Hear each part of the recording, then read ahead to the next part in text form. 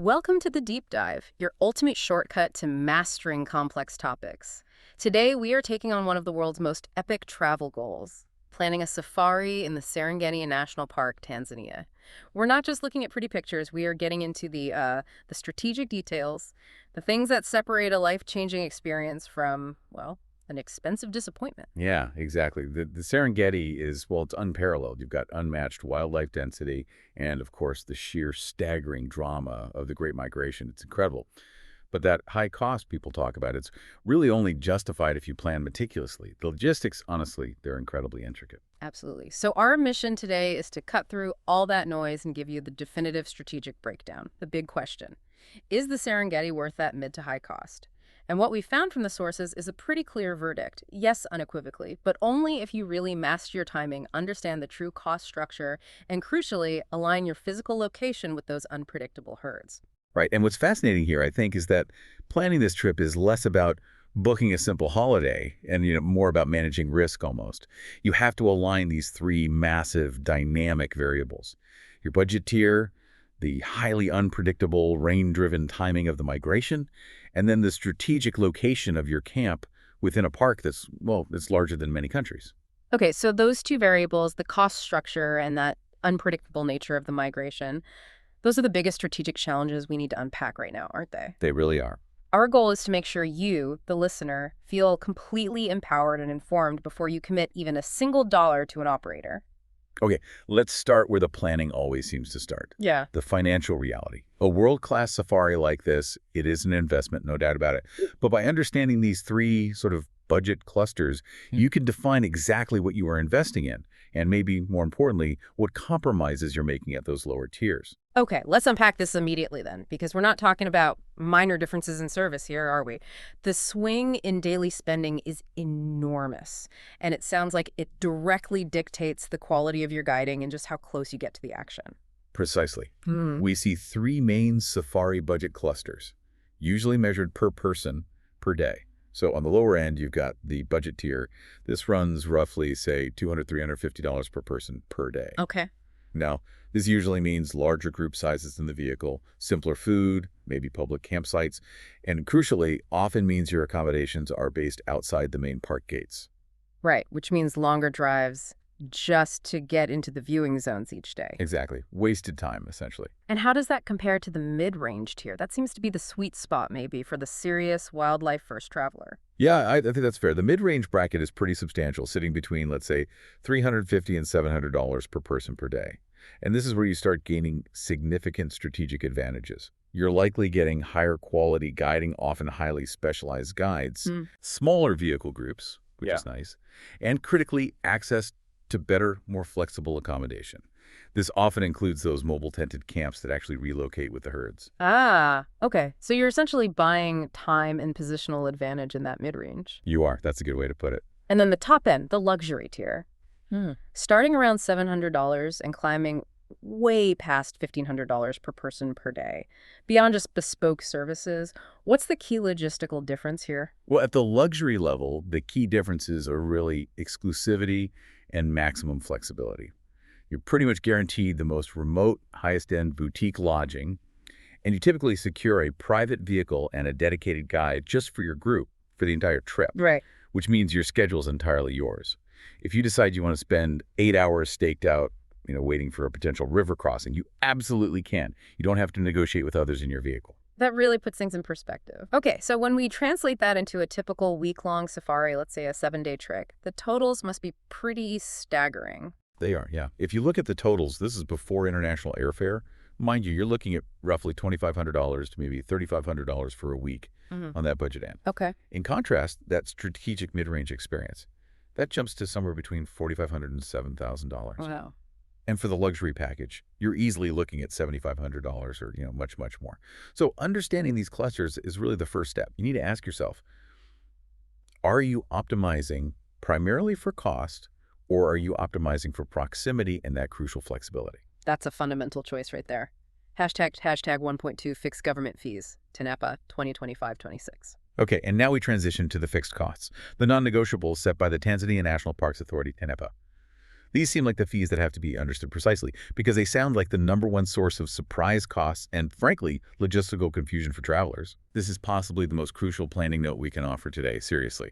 For foreign non-residents, there are two main non-negotiable fees that any reputable operator must quote separately.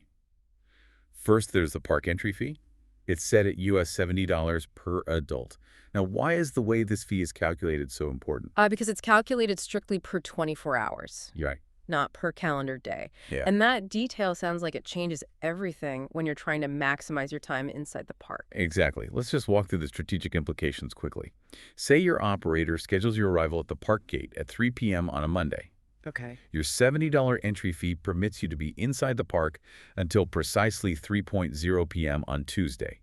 24 hours on the dot. Now, if your morning game drive on Tuesday runs a bit long, or maybe traffic delays your exit, and you pass that gate at 3:01 p.m. technically, you owe another full $70 fee for the start of the next 24-hour cycle. Ouch. Okay, so that forces really meticulous planning around your entry and exit times. Every hour counts. It really does. It highlights why delayed transfers or just lingering too long can be surprisingly costly. So what's the second fixed cost? The one we sort of established is the true cost of getting that positional advantage inside the park. Right, that is the concession fee. Now, this fee applies only if you are actually staying overnight inside the park boundaries, usually within a designated tented camp or maybe a permanent lodge located inside. This is approximately US $71 per person, charged per night. It's basically an unavoidable tax on access, on sleeping inside the park. Okay, let me get this straight. So if you stay 2 nights inside the Serengeti, you pay the $70 entry fee 3 times, assuming you maximize that 24-hour clock each time. Correct. If you enter at, say, noon day 1 and leave before noon day 3. And then you also pay the $71 concession fee twice, one for each night. That's right. So that immediately sets your foundational cost just for access before lodging, guiding, or food at nearly $350 just for a 2-night stay inside. That is the baseline, yeah. And this explains that cost differential perfectly between staying inside versus outside. Staying outside the gate obviously saves you that US $71 per night fee. But you sacrifice that valuable morning and evening game viewing time, the golden hours. Exactly, which often when the action truly happens, predators hunting, beautiful light. The sources also stress that payment for all these fixed fees is entirely cashless. Ah, good point. Usually via approved online methods or card machines at the gates. You definitely cannot show up expecting to pay in cash shillings. Right. And maybe a simple litmus test for any operator you're considering. If they give you just one flat number for a safari package without explicitly breaking out the US $70 park entry fee and the US $71 concession fee, maybe walk away. I'd say definitely. They are potentially setting you up for a financial surprise down the line. Transparency on those fees is key. Hashtag 1.3 optional high-value add-ons. Now, moving beyond the essentials, if the budget allows, there's one optional activity that consistently gets really high praise. It's often seen as justifying its pretty premium price tag. Oh, yeah. That's the hot air balloon safari. Ah, the classic balloon ride. What's the typical cost, roughly, and why is it considered so valuable by so many people? Well, it is a significant cost. You're looking at roughly US $500 to US $600 per person, so not cheap. However, the value proposition is genuinely unique. It delivers this incredible, unparalleled, silent aerial view over the vast plains, timed perfectly for sunrise. You get a perspective of the landscape, the scale of the herds maybe, that is just impossible to grasp from ground level in a vehicle. It's often cited as a key highlight, that real once-in-a-lifetime moment. That does sound pretty incredible. But logistically, are there better times of year maybe to book this experience for the best flight? Absolutely. The sources offer a really practical tip here. This activity is generally best taken in the dry months. Okay, why is that? The calmer ones usually ensure a smoother, safer flight. Plus, the thinner vegetation during the dry season can provide clearer viewing from above. And, for anyone prone to motion sickness, aiming for the dry season is probably a smart strategic move too. Good tip. We should also probably briefly mention the cultural visits, things like activities involving the local Maasai communities. These are optional, but what do they typically cost? Right. Activities like visiting a traditional Maasai village, they carry their own smaller separate fee, usually around US $50 per person, give or take. These visits can offer a really necessary and enriching cultural counterpoint to the intense wildlife focus. But they are logistical add-ons. You should confirm the details separately with your operator, maybe ask to ensure the money directly benefits the community involved. Right, important point. Right. Okay, moving from the financial investment to what feels like the biggest variable of all time. I mean, you could spend $10,000 on the perfect safari vehicle, right? Right. But if you show up at the wrong time or maybe the wrong place at the wrong time, your experience could be pretty lackluster. So we need to dive into the cyclical but famously unpredictable nature of the Great Migration. Yeah, this is where strategy completely trumps budget, I think. The migration itself is a continuous circuit, a massive loop. But the really high-impact drama, the stuff people want to see, it tends to concentrate into three primary phases. And these phases are dictated entirely by the relentless search for fresh grazing, which itself follows the patterns of the rains. Okay, let's start with the phase that seems favored by serious wildlife photographers and maybe those who prioritize just pure, intense predator action. Phase 1, the calving season. Right. This runs roughly from January through March. The location is focused on those nutritious short grass plains way down in the southern Serengeti, and also the bordering Ndutu area, which is technically outside the park but part of the same ecosystem. And what makes this phase so intense? It's the sheer abundance of new life. You have hundreds of thousands of wildebeest, zebra, and gazelles all giving birth within a pretty compressed span of just a few weeks. It's an explosion of babies. Which means the food chain is operating at maximum efficiency, basically. Precisely. It creates this incredible ecological pressure cooker. The massive concentration of vulnerable young animals attracts a peak density of predators, lions, cheetahs, hyenas, wild dogs sometimes. They're all there, feeding intensely. So if your primary goal is seeing dramatic hunts, maybe successful kills, large lion pride action, this is arguably the best window. It offers incredible photographic opportunities and almost guaranteed drama, even if it lacks that famous river crossing spectacle. Okay. Then, as those southern plains inevitably dry out, the herds begin their massive northern trek, looking for water and fresh grass. This leads us to phase 2, the Grumeti River crossings. Correct. This typically occurs over in the western corridor of the Serengeti. It usually starts around June, maybe carrying into July. The Grumeti River is a significant obstacle, a first major crossing point for many, but it often serves as more of a prelude to the main event further north. The crossings here can still be impressive, don't get me wrong, but they often involve smaller, maybe more isolated groups navigating the river compared to what happens later. Right. And finally, the spectacle that everyone sees in the nature documentaries. Phase 3, the Mara River crossings, the big one. This is it. This peaks way up in the northern Serengeti, right near the border with Kenya's Masai Mara. It stretches generally between July and September, but often bleeds into October depending on the rains that year. This is that frantic, epic gauntlet where literally millions of animals have to navigate the tumultuous waters of the Mara River. Yeah. And it's not just a river, it's this desperate life-or-death decision. Yeah. It involves potential stampedes, animals with broken limbs, and of course those massive Nile crocodiles waiting patiently on the banks or lurking in the water. This really is the pinnacle of migratory drama. Hashtag tag 2.2, the flexibility requirement. Okay, so if that Mara crossing is the specific goal, travelers really need to brace themselves for what sounds like the #1 logistical caveat stressed by every single source: flexibility. Absolute flexibility. Why can't we just pick a date in August and guarantee seeing a Mara crossing? Because the entire cycle, the whole migration timing, shifts directly with the rainfall patterns. It's completely rain dependent. The sources warn explicitly. If the short rains are late, the migration is late.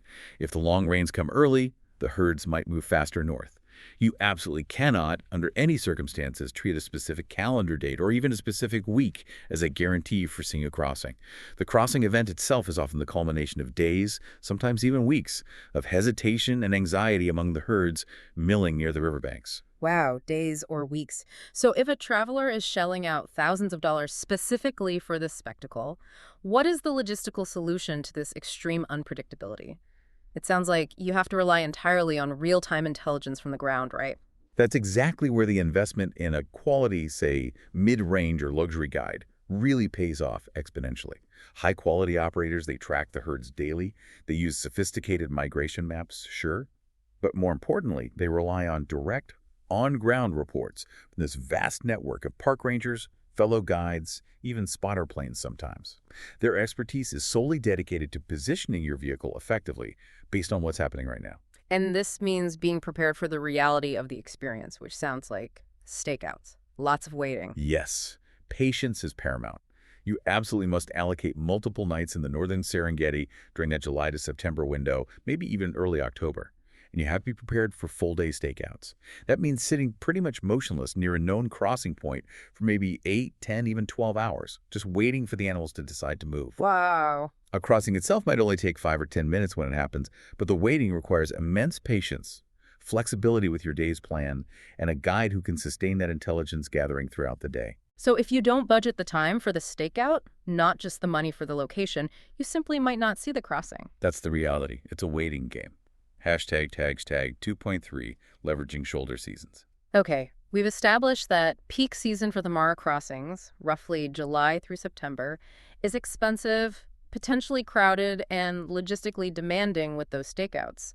So what benefit does the listener gain by perhaps leveraging those shoulder seasons, traveling just before or just after that absolute peak? Well, the benefit is really twofold, relating to both cost and the quality of the experience itself. Firstly, and quite significantly, you can often reduce your lodge rates, and you'll definitely encounter fewer crowds, fewer other vehicles and sightings. That sounds nice. Secondly, you often catch excellent movement of the herds as they transition between areas. For example, traveling in, say, May or early June often means lower rates and fewer tourists, but you can still witness these massive, long columns of animals starting their big northward push from the central or western areas. It's still incredibly impressive. Ah, okay. So if a traveler maybe prioritizes solitude, lower costs, and guaranteed viewing of just huge numbers of animals moving over the specific high-stakes drama of a crocodile attack during a crossing, then the shoulder months might actually offer superior value. Exactly. You might sacrifice that specific river crossing spectacle, the Nat Geo moment, but you gain reduced rates, maybe better light for photography sometimes, and a less pressured feel. It makes it an excellent strategic choice for travelers who might be more focused on, say, landscape photography, or just want to avoid the high-stakes pressure and, frankly, the crowds of a peak season Mara crossing attempt. Interesting trade-off there. All right, now that we've hopefully locked in some of the strategic constraints around cost and timing, let's look at the actual mechanics of the safari itself. We're talking routing, where you stay, and those massive time versus money trade-offs that really define the whole Northern Circuit experience in Tanzania. Right, because when you plan a Serengeti trip, you're very rarely just planning for the Serengeti alone, are you? You're usually planning a portion of the larger Northern Circuit. Why is pairing the Serengeti with other nearby parks so critical for a well-rounded trip? Yeah, that's a great point. It's often necessary for both contrast and, frankly, to increase your chances of ticking off that Big Five checklist that many travelers have. The Serengeti, remember, is absolutely vast, and the wildlife movement, especially the migration, is unpredictable. So the classic strategy involves pairing it with a more contained, maybe more highly predictable environment. The most common combination, by far, is the Ngorongoro crater. Okay, let's delve into that contrast specifically. What does the Ngorongoro crater offer that the sprawling open plains of the Serengeti might not? Well, the Ngorongoro crater is just a geological marvel in itself. It's a UNESCO World Heritage Site, the largest intact, unflooded volcanic caldera in the world. It's effectively this huge, about 100 square mile, contained ecosystem. Contained, yeah. Because the walls are so incredibly steep, most of the animals rarely leave. It functions almost like a natural holding pen. This means it offers incredibly dense, very reliable Big Five viewing. You have a very high chance of seeing rhinos there, for example, which are harder to find in the vast Serengeti. So it contrasts perfectly with the Serengeti's open spaces, its dynamic and sometimes elusive wildlife. You essentially use Ngorongoro for more guaranteed sightings, that checklist, and stunning scenic beauty, and then you use the Serengeti for the sheer scale, the migration drama, and that feeling of wilderness. That makes sense. What other common pairings were mentioned in the sources? Serengeti National Park is another popular one. It's particularly known for its absolutely massive elephant populations, especially during the dry season when they congregate around the Serengeti River. It's also famous for its iconic ancient baobab trees. Very different landscape. And then there's Lake Minyara National Park. It's smaller, often used as a quicker stop, perhaps on the way to or from the Serengeti or in Ngorongoro. It's famous for its supposedly tree-climbing lions, though that's not guaranteed, and also expansive bird life, especially flamingos when the water levels are right. Hashtag tag tag 3.1 classic safari circuits. Okay, let's try and visualize a sample 6-day routing, just to give the listener a tangible idea of how this logistical flow might work, maximizing those different ecosystems we just talked about. Sure. A standard, kind of high-impact itinerary trying to balance time and cost effectively might look something like this. Days 1 and 2, you'd probably start in the central Serengeti, often around the Serenera area. This is considered the heartland. It's generally excellent year-round for resident big cats, lions, leopards, cheetahs, and good for introductory game drives. This central location also makes it the best base for that optional hot air balloon safari, maybe on the morning of day 2. Okay, makes sense. Then the rat has to commit to where the seasonal action is happening, right? Exactly. So days 3 and 4 would require a pretty substantial drive or potentially a short internal flight to shift location to the area where the Great Migration is most active during that specific time of year. So that might be west towards the Grumeti region for the June-July crossings, or more commonly north towards the Mara River area for the July-September crossings. This is the portion of the trip that really requires that financial commitment to staying inside the park, relying heavily on ranger intelligence, and necessitates those potentially long, full-day stakeouts we discussed. Got it. And how would you typically wrap up a circuit like that? Finally, days 5 and 6 would usually involve the drive south out of the Serengeti Plains towards the geological wonder of the Ngorongoro crater. You'd likely spend a full day exploring the crater floor. This provides that guaranteed dense Big Five viewing and a really dramatic scenic contrast before your final departure. This structure ensures the trip hits all the major ecosystem, highlights the plains, the migration zone, and the crater. Or sometimes people swap in Ngorongoro for Terrier at the end if they prefer elephants and baobabs. Okay, that structure helps visualize the flow. And this routing discussion brings us right back to that central strategic trade-off we touched on earlier. Choosing accommodation inside versus outside the park perimeter. This decision impacts not just the cost, but it sounds like the entire quality of the wildlife viewing experience. Yeah, this is really the crux of the budget allocation decision, I think. Right. If you choose inside park lodging or tented camps, you're making a critical investment. The primary benefit, as we said, is maximizing your dawn and dusk sightings, that magical golden hour time when predators are typically most active, the temperatures are cooler, and the light is just beautiful for photography. Right. You also drastically reduce the amount of time spent just transferring, just driving to get to the animals. This saves that crucial 24-hour park fee clock from ticking down while you're just commuting on a bumpy road. But the clear downside is the cost. That mandatory US $71 per person per night concession fee, that's the price tag for being inside. Correct. That $71 is essentially the price of sleeping where the lions sleep, as they say. Now, on the flip side, choosing accommodation at outside park bases, maybe in nearby towns like Karatu, it definitely saves you that nightly fee. It can significantly reduce the overall package cost. But you pay the price in terms of access and time, right? Absolutely. You add potentially 60 to 90 minutes, maybe even more, of commute time each way, each day, just to reach the park gate. And then often more time driving from the gate to reach the prime game viewing areas deep inside the park. You almost certainly miss the best of the golden hour entirely, both morning and evening, which, as many guides will tell you, is often the most rewarding time for game drives. Okay, so maybe we should reframe that $71 concession fee. It shouldn't be viewed just as an extra cost, but more as a necessary strategic nightly investment in getting the highest quality golden hour access. I think that's exactly right. The sources strongly advocate for booking park inside overnights, especially when you're near your intended core game areas, like the migration zones. You have to accept the added concession fees as a necessary value trade-off if you want to minimize transfers and maximize those prime viewing hours. And speaking of smart investments in access, let's talk specifically about the strategic role of mobile camps. Why are these often considered necessary, even though they tend to sit in that mid-range to luxury price tier? Mobile camps are basically the tailor-made logistical solution to the migration's inherent unpredictability. They are intentionally designed to relocate. They literally pack up and move every few weeks or months following the general movement of the herds. They might lack some of the permanent facilities or maybe the polish of a high-end luxury lodge, but they offer the ultimate positional advantage. If you are specifically targeting the migration, staying in a well-placed mobile camp significantly guarantees a higher hit rate, as they say, on being right where the action is likely to be, whether that's the calving down in the south in February or the crossing preparations up in the north in August. They feel like a necessary expense if seeing the migration well is your primary objective. That makes a lot of sense. Pay for location. Hashtag tag tag tag 3.3 transportation decisions. Let's talk for a minute about the reality of actually getting between these different parks and areas within the Northern Circuit. What should the listener realistically expect from ground travel? Well, the ground travel reality is bumpy, dusty, and often quite long.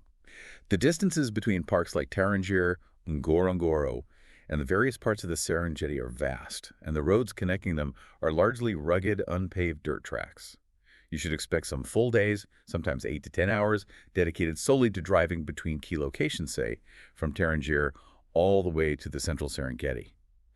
These drives, they can be quite taxing on both the vehicle and, honestly, on the passengers. It's part of the adventure, but it's not always comfortable. Right, which is precisely why the fly-in out option exists, I assume. What's the cost-time benefit analysis here? How does that work? Yeah, flying directly into the small airstrips located within the Serengeti, like in the central Serenera area or up north near Kogatende for the Mara crossings, is the ultimate time saver. It can often cut transit time by an entire day each way compared to driving from Marusha or Manyara. You get to maximize your days spent actually viewing wildlife, not just bouncing along in a vehicle. But it is significantly more expensive. Flying adds hundreds, sometimes over $1,000 per person, to the total cost, depending on the route and the season. So this is probably the clearest budget versus time trade-off you'll face. If your total holiday time is limited, maybe you only have a week, flying in and out is highly recommended for efficiency, even if it significantly inflates the budget. If you have more time, driving can be part of the experience. Okay. And for those travelers maybe committed to that mid-range budget who want good quality guiding, but perhaps can't stretch to a private vehicle for the whole trip. The common strategy there is vehicle sharing. Sharing a well-maintained 4x4 safari vehicle, usually with just 4 to 6 other passengers, on a mid-range safari is generally the best way to maintain high-quality guiding standards while keeping the per-person cost reasonable. The sources generally recommend reserving a completely private vehicle only when you have extremely specific and demanding goals, like maybe professional wildlife photography, which often requires hours spent patiently positioning the vehicle for perfect light and angles, something that might frustrate other passengers. Right. Otherwise, for most travelers, those shared mid-range drives strike a really smart balance between cost, quality guiding, and good access. Okay, we've really built a core strategy around cost, timing, and location. Now let's try and solidify the execution with some final practical advice and also touch on the ethical requirements that ensure the experience is responsible and sustainable for the future. Hashtag 4.1 Savvy Tips for Value. Right, so let's just quickly reiterate those 3 key strategic value tips we've sort of woven through the discussion. First, timing. Consider traveling just before or just after the absolute peak months. You can often capitalize on lower lodge rates while still catching really good herd movement. Solar seasons, yeah. Second, the investment in location. Seriously consider using those mobile camps strategically if the migration is your focus for better sighting hit rates. And the third tip, which we've hit on a few times now, is really about consciously reallocating your budget priority, isn't it? Yes. It's that crucial trade-off. Actively decide to budget for and accept the U.S. $71 concession fee for park inside overnights, especially when you're near the intended game areas like the migration routes. View it as a non-negotiable value trade-off. It minimizes that wasted transfer time and maximizes your chances during those absolutely irreplaceable golden hours at dawn and dusk. Don't let, frugality about that specific fee cost you the best hours of your entire safari. Good summary. Be strategic about where the money goes. Hashtag 4.2 essential packing and conduct. Okay, packing. The sources offer some pretty specific advice on what to pack to handle the long days, the dust, the temperature swings. What's on the essential packing list? Neutral clothing is really key. Think browns, khakis, greens, grays.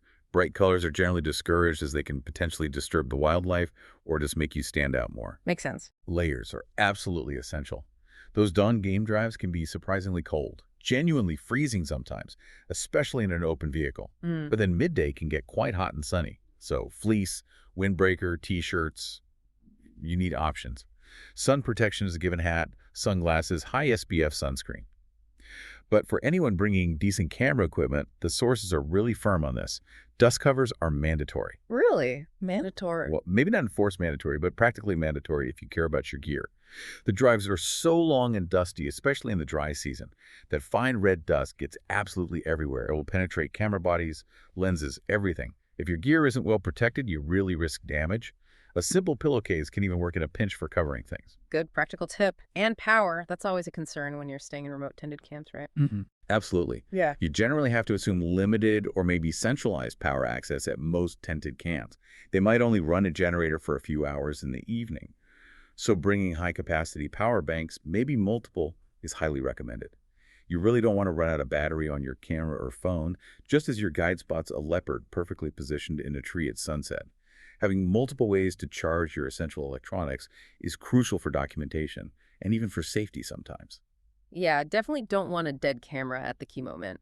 Hashtag tag 4.3 ethical viewing and final cautions. Okay, finally, let's just quickly review the ethical requirements that the sources emphasize. These are important for protecting the incredible ecosystem and ensuring a responsible experience for everyone. Right. Ethical viewing should really be the foundation of any sustainable safari operation. The key principles are pretty straightforward. First, you must respect wildlife distances. Don't pressure your guide to get too close. Never crowd the animals or disrupt their natural behavior. This is especially important during sensitive times like when animals are hunting, nursing young, or say during the calving season. Keep noise levels low at sightings. Loud talking, engine revving, it can stress the animals unnecessarily. And critically, you must avoid off-road driving outside of specifically permitted zones or situations, like maybe following a cheetah hunt briefly if allowed by park rules. Driving off-road creates deep ruts in the landscape, it damages the fragile savanna ecology, impacts grazing patterns, and frankly, it just looks bad. These rules are there to protect the very landscape and wildlife that travelers are paying so much to come and see. Absolutely vital. Okay, let's circle back just one last time to the biggest financial caution, just to prevent any budget shock for listeners planning their trip. We probably can't stress this enough. Yeah, reiterate the need for absolute transparency from operators. Make absolutely sure they quote the park entry fee, that US $70 per 24 hours, and the concession fee, the US $71 per night if applicable, separately and clearly at the time of booking. A single, opaque, all-inclusive number is potentially a major red flag. And if you happen to be doing a self-drive or more independent logistics, always be aware of that 24-hour clock for the entry fee to avoid accidental extra charges at the gate. Got it. And the final warning about the migration itself, the takeaway message. You just have to internalize that full flexibility is required. Those spectacular migration river crossings are never, ever guaranteed on a specific day or even week.